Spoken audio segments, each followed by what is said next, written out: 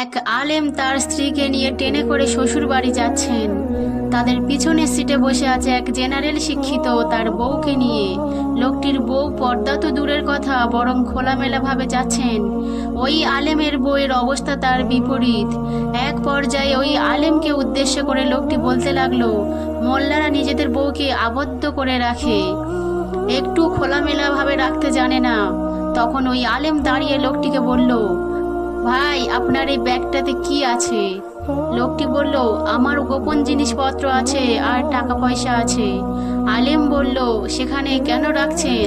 লোকটি বলল, লুকিয়ে সেভে রেখেছি। আলেম বলল, আমিও আমার স্ত্রীকে এমনভাবে যত্ন করে রেখেছি যেন কেউ না দেখে, কারণ আমার কাছে আমার স্ত্রী খুবই মূল্যবান।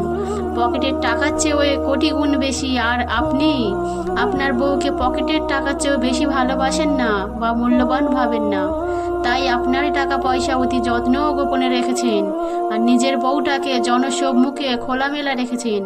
আমরা আমাদের বউকে খুব ভালোবাসি বলেই অন্যের কুদৃষ্টি থেকে তাদের সেভে রেখেছি।